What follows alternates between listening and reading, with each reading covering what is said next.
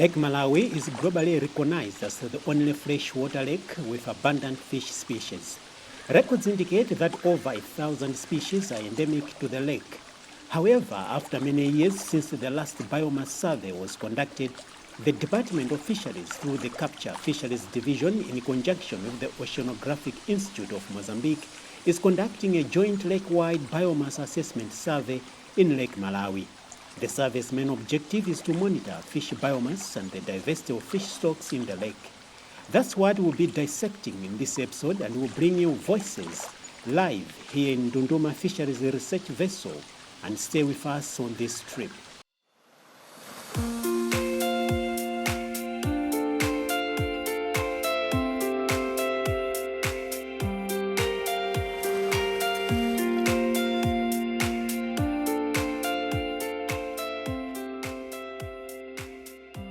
As I said in the opening of this podcast, we are cruising on Lake Malawi here in Monkey Bay, Mangochi district in Dunduma Fisheries Research Vessel.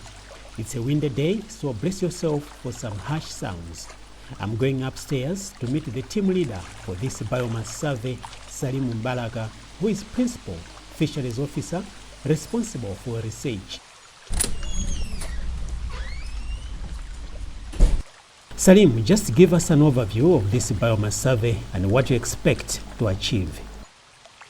The 2023 biomass survey, it's very important to the country as well as to the communities, in a way that to the country, it's a survey that is going to inform the policymakers as well as the decision makers. As you may wish to know that the 1995 Code of Conduct for Responsible Fisheries encourages nations to use scientifically conducted studies that are up to date when making fisheries conservation and management decisions. So the Department of Fisheries in particular is supposed to be informed with relevant as well as up-to-date information. So this is one of the information that is going to be generated, that is going to feed into the policy-making decisions that the offices there at the higher level are supposed to be using. At community level as well as on fishers themselves, this information is supposed to help them generate how much effort, how much boat, how many boats can we deploy to exploit the fisheries, the resources in the country. You started the survey from Kalonga all the way down here to Monkey Bay. So what is coming out as we speak? So far, what we are learning is that we are seeing a reduction in the catch rate so far we have covered. We are seeing a slight decrease in the catch rate, how much fish we are catching per 30 minutes. But of course, some interesting news is that some species that we felt that might have gone are still there. And it's also interesting to see that in the Mozambican side, we have some similarities in terms of species. This will help in decision making if we were to conduct biodiversity kind of decision making, which is ecosystem based. Then we will be sure that I think we are targeting about the same species, almost the similar species. So the decisions as well as the strategies will be the same. So what next after this survey, and how you are going to engage the community? We have plans, just like the 2020 survey, after producing the technical report, which is very technical for policymakers to understand. They need something that has been diluted. So this time around, what we have planned is that we are going to produce some policy briefs, which are basically well-diluted documents that are going to help a layman to understand the results.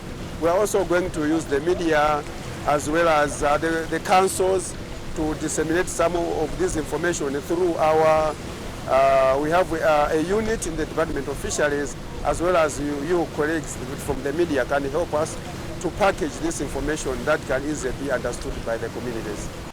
That's Salim Mbalaka, Principal Fisheries Officer responsible for research.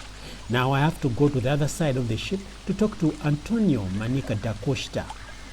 She's from Instituto Oceanográfico de Mozambique. Manica, you are participating in this biomass survey. How is it relevant to your country, Mozambique, as we talk of fisheries and marine conservation? And also as we talk about regional integration in SADC. Thank you very much. I think it's very good idea. The first of all is the good idea because there is what can I do? Oh, we have language challenges here. Okay, so just be free to express yourself in your language. A sustentabilidade, em termos de troca de experiência, ou seja, isso irá ajudar para a troca de experiência, não é, para os países e é muito bom, não é, muito bom para que haja essa harmonia, essa coordenação, não é, essa sinergia, porque irá ajudar em muitas coisas. For example, em termos de knowledge, conhecimento, equipment, o conhecimento para uma gestão sustentável do nosso recurso, não é? Para Malawi, para Moçambique, Zâmbia, Zimbabwe, all those countries, in terms of our resource, this idea is good because help us on this thing. Basically, Manika was saying that the joint operation has helped to pool resources together, and as people in one region, SADC, the results of the survey will be key to both Malawi and Mozambique. I'm going to the third floor of this vessel to interact with one of the renowned writers who is also on this trip. If you have ever read stories on Sapitwa, Waiting for a Turn, of Bintus and Messiahs, that's the man, Ken Lepenga.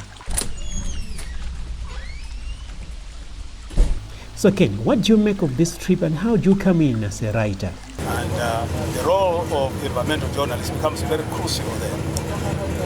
Environmental issues belong to page 1 of the newspaper. Environmental issues belong to the first news item in any broadcast because of climate change. We all know what is happening in the world as a result of climate change. In Malawi here, we have been impacted. Where I come from, in Palombe and parts of Mulanje and indeed Blantyre, many parts of the southern region were seriously devastated last year as a result of Cyclone Freddy. The mission that we find as a result of this exercise is meant to influence the policies that government comes up with regarding conservation, particularly fisheries conservation. So, in other words, the idea is that government should implement conservation and fisheries conservation policies that are informed by science, and that science should also be not only understood but also accepted by the communities that are affected. Particularly here in Lecture, in the Mangoche area or in the north, it's important that once we understand what goes on for the fish to be the way they are, what is the quality of the water, what results in that water, then an initiative should also be carried out to educate the communities to understand and accept that science. That's the only way that government policies can be effective. Also with me here is Chief of Party for Restoring Fisheries for Sustainable Livelihoods in Lake Malawi, Daniel Jam.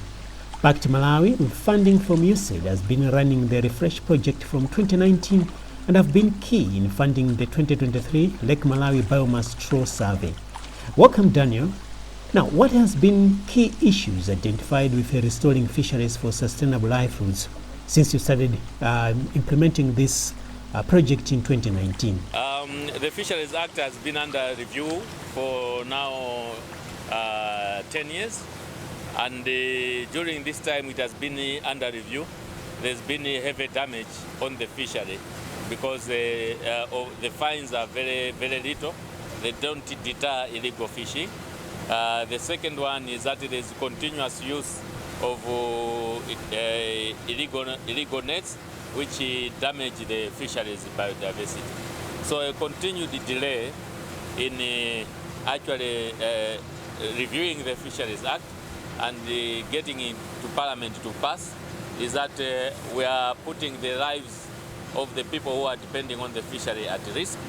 We are putting the contribution of the fish to food security at risk, and we're also putting the contribution of the fishery to the economy at risk, because we end up with a degraded fishery, which is not contributing much to livelihoods and the economic well-being of Malawians. My last guest in this episode is Matthew Malata, who is also president of Association of Environmental Journalists in Malawi, IEJ. Matthews, from the environmental perspective, what's your take for this survey? We think that this fish biomass survey is very important for Malawi, as you are aware that the fisheries sector at the moment does contribute a significant percentage to the country's GDP. However, we have had concerns that the final figures or the entire valuation is not exact, and we are happy to learn that there are some efforts going on at the moment between the Department of Fisheries and the NSO to make sure that the fishery sector is given the actual and the real value. So, as you might be aware, we cannot implement robust and effective policies if we do not have adequate but also up-to-date data.